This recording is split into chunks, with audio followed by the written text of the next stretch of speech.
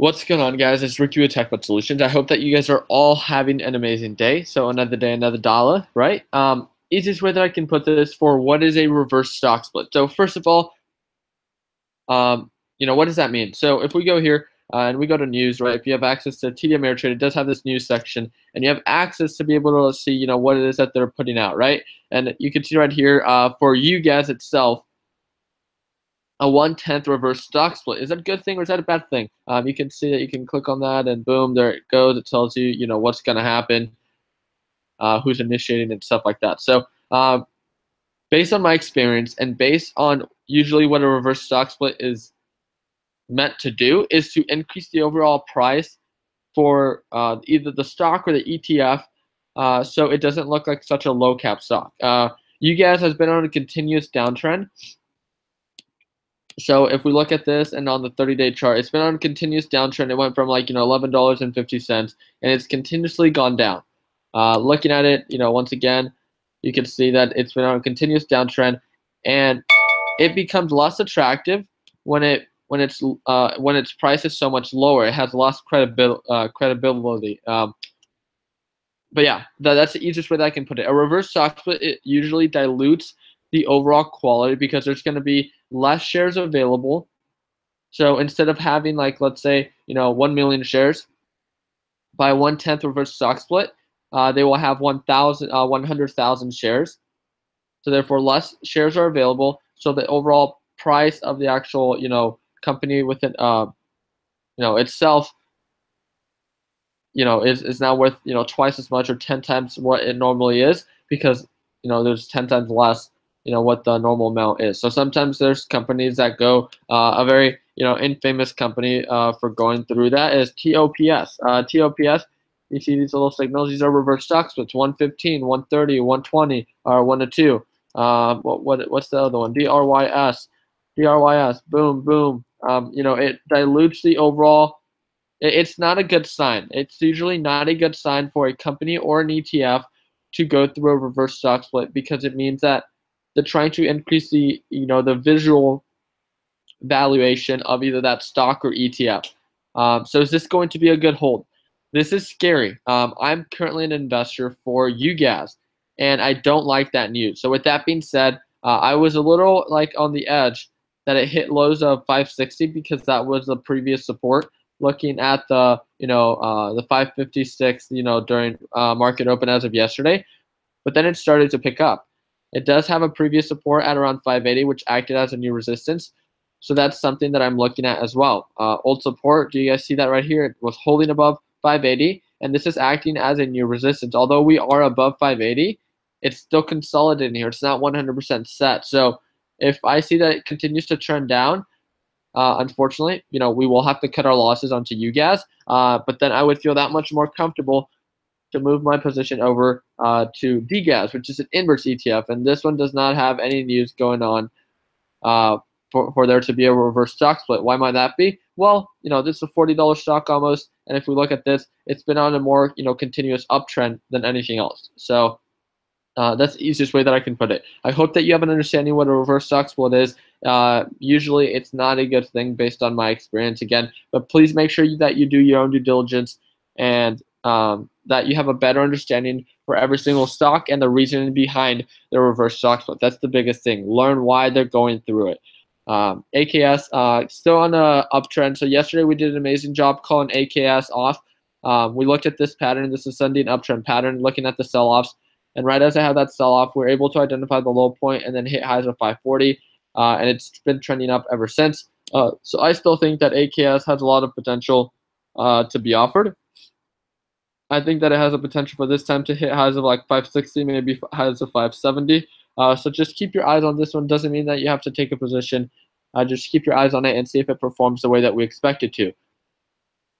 Same thing with GoPro. GoPro's at that $8 support, so this is very easy to manage your risk. Support at $8, right?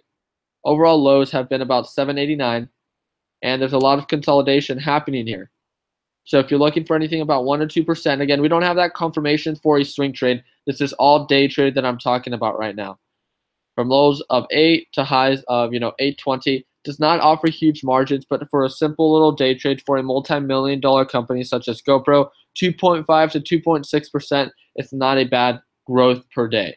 At least not in my opinion. So easiest way that I can put it, seems pretty safe, seems pretty easy to understand. And yeah.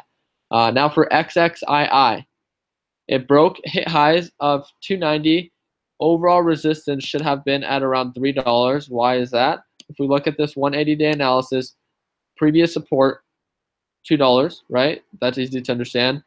Resistance should have been 3, and when it has a sell-off, support should be around 250, and that's exactly what's happening. Consolidation at 250. It should not be breaking far below 250, and if it does, then that's showing signs of a reversal on a downtrend. But you can see the MACD indicator trying to indicate signs of a potential bounce. Same with the RSI. Be patient. Don't take a position that you don't understand. If you don't feel comfortable, don't take it. Just wanted to call it out that it most likely is going to show some form of consolidation and a potential bounce. Okay, yeah. All right, so let's do BZUN. BZUN, 30-day analysis. Scoop back a little bit. Resistance at 32, showing signs of an ascending uptrend pattern when we broke this one down. So I want to give a shout out to Brandon. Brandon is one of the individuals that's part of my mentorship, and he did an amazing job finding this stock.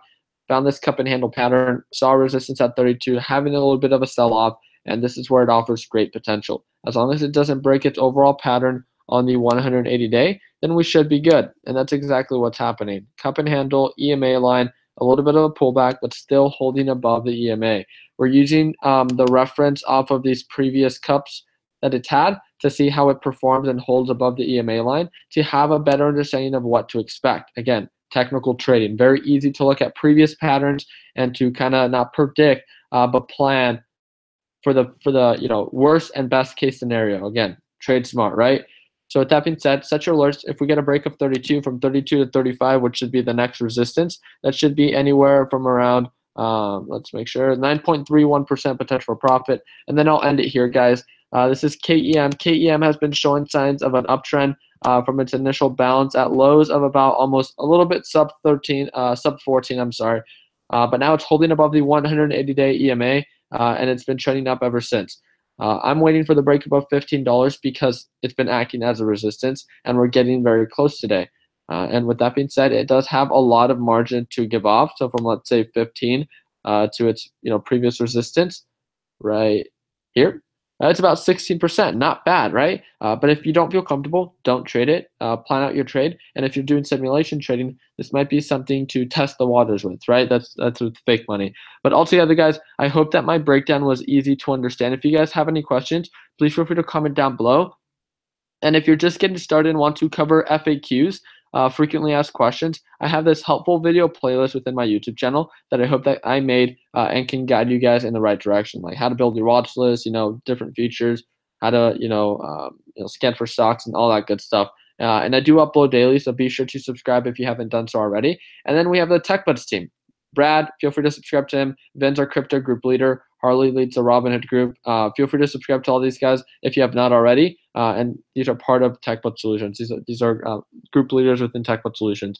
And that's really just it. So the second link will guide you on over to our group. We have a little bit over 60,000 members within our networking platform, as you guys can see. And yeah, that's really just it. It's free. We'd love to have you along. And for those that are looking to taking trading to the next level, I would love to work with you on a one-on-one basis. And you can click the first link and what's going on? There's an intro video. So learn a little bit more about this. I would love to be a part of your success. And we have a number of people that I personally mentor on a one-on-one basis. And this is probably the best and most effective way if you want to learn how to invest in the stock market. This would be it. And I work with you. I talk about how I invest in the stock market, what has led to my success, as well as how I buy and resell, exotic cars, motorcycles, and then how I bought my first house by age 20. So a lot of good content within that. Thank you guys again for all your time. I hope you guys all have an amazing day. And like always, guys, continue working hard, continue following your dreams. Let your passion be what drives in your success. Let's make sure that we end the year on a green note. Take it easy, team.